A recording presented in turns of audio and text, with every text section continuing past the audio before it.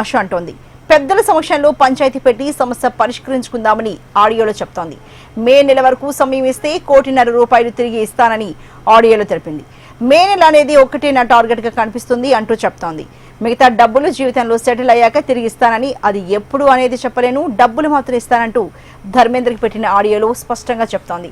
తన అనుమతి లేకుండా తన ఇంటికి ఎందుకు వస్తావంటూ ప్రశ్నిస్తూనే కుటుంబ సభ్యులను ఇన్వాల్వ్ చేస్తే వేధింపుల కేసు పెడతానంటూ బెదిరించడం ఆ ఆడియోలో ఉంది. ఇప్పుడు మళ్ళీ ప్రవీణ్ అక్కకు ఫోన్ చేసావని చెప్పి కాల్ చేసింది నాకు. Okay, that is your wish, చేసావు.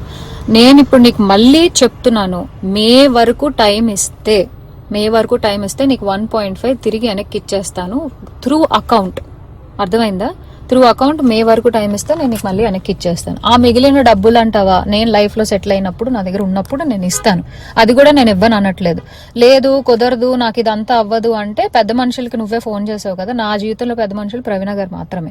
సో ఆ ప్రవీణ అక్కకి వేణుస్వామిని పెడతావా లేకపోతే ఇంకెవరినైనా పెట్టుకుంటావా, నేను పిలుస్తాను, నువ్వు పిలుచుకో.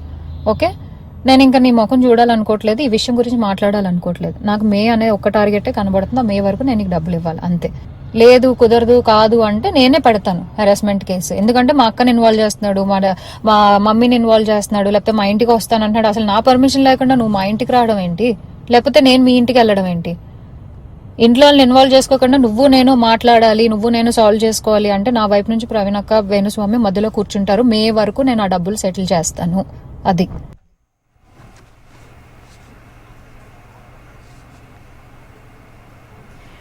మరి ఎన్ఆర్ఐ ధర్మేంద్రను పెళ్లి చేసుకుంటానంటూ ₹9 కోట్ల మోసం చేసిన కేసులో నటి ఆశూరెడ్డిపై కేసు నమోదైన ఈ కేసులో మరి బిగ్ ట్విస్ట్ అయితే నెలకొంది. ఈ దేశకు సంబంధించి మరింత తాజా సమాచారాన్ని మా ప్రతినిధి అరుణ్ అందిస్తారు.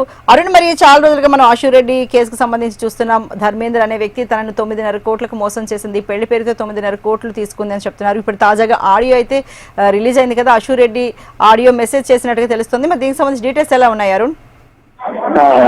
అర్చన, ఏదైతే 2 రోజుల క్రితం కూడా ఆశూరెడ్డి పైన Hyderabad cyber crime police station లో అయితే ఫిర్యాదు నమోదైంది. దీనికి సంబంధించి ఇప్పటికే 2 రోజులుగా అయితే ఈ కేసు అయితే కొనసాగుతున్న నేపథ్యంలో మాత్రం ఆశూరెడ్డి ఒక ఆడియో అయితే రిలీజ్ చేసింది.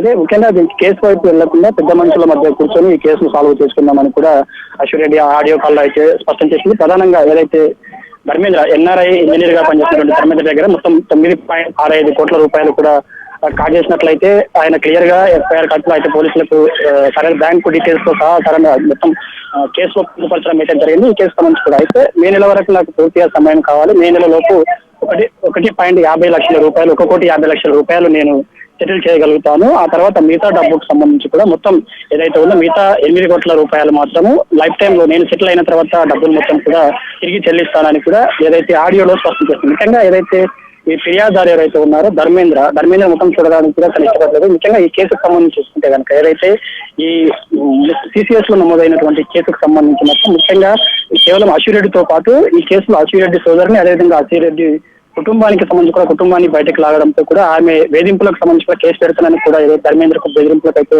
పాల్పడుతుంది. ముఖ్యంగా ఏదైతే ఈ కేసు సంబంధించి కూడా పెద్ద మనుషుల మధ్య మాట్లాడుకుందాం అనుకుంటా నా తరఫున అదేదైతే ఆశూరెడ్డి తరఫున వేణుస్వామి, సీనియర్ నటి ప్రవీణ అనే వ్యక్తి కూడా వస్తుందని కూడా ఆ వాయిస్ రికార్డులో అయితే స్పష్టం చేసింది. ముఖ్యంగా మే అనేది ఒకటి టార్గెట్ గా కనిపిస్తుంది. మే నెల లోపు మొత్తం కూడా ₹1.5 కోట్ల కూడా తిరిగి చెల్లిస్తాను.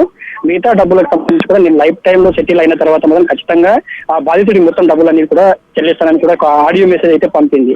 ముఖ్యంగా ఈ కేసుకు సంబంధించి మా అక్క అదే ఏదైతే ఆశూరెడ్డి వాళ్ళ అక్కను, అదేవిధంగా వాళ్ళ తల్లిని కూడా వ్యవహారంలోకి లాగారు. ఇప్పటి నుంచి ఏదైతే ఈ కేసుకు సంబంధించి కావచ్చు నేను పర్సనల్ గా డీల్ చేయగలుగుతాను, కుటుంబ సభ్యులను ఎవరిని కూడా లాగొద్దని కూడా ఆశూరెడ్డి స్పష్టం చేసింది. కావాలనుకుంటే ఏదైతే ఫిర్యాదుదారుడు సత్యనారాయణ యొక్క కొడుకు పర్సనల్ ఎవరైతే బాధితులు ఉన్నాడో ధర్మేంద్ర, అదేవిధంగా ఆశూరెడ్డి ఇద్దరం కలిసి మాట్లాడుకున్నాం, మిగతా వారిని ఎవరిని రావద్దు, ఆశూరెడ్డి తరఫున వేణుస్వామి కూడా వస్తుందని కూడా సెటిల్ చేస్తున్నామని కూడా చెప్పడం జరిగింది. లేదంటే ఒకవేళ మరీ కాదు కుదరదు ఇదే విధంగా చేస్తామంటే మాత్రం ఖచ్చితంగా నేను కూడా నా కుటుంబ సభ్యులను బెదిరిస్తున్నామని, బెదిరింపులకు సంబంధించి కూడా వేధింపుల కేసు పెడతానని కూడా ఆశూరెడ్డి తన వాయిస్ రికార్డులో అయితే బెదిరింపులకు అయితే పాల్పడింది. అయితే ఈ కేసు మొత్తం కూడా ఏదైతే 2018 నుంచి ఇప్పటి వరకు ఏదైతే 2025 వరకు కూడా అతను దఫాలుగా మొత్తం ₹9.5 కోట్లకు పైగా కూడా ఆమెకు డబ్బులు పంపించారు. డబ్బుల రూపంలో కావచ్చు, ఇంకా బంగారం రూపంలో కావచ్చు, ఒక ₹3 కోట్ల విల్లా కొనుక్కుంటా అంటారు. దానికన్నిటి కూడా పంపడం అయితే జరిగింది. దానికి బాధితురాలు ఎవరైతే అశ్విరెడ్డి ఉన్నారో ఆమె కూడా ఒప్పుకుంటుంది. కాకపోతే ఈ డబ్బులకు సంబంధించి మాత్రం ఏదైతే మే నెలలోపు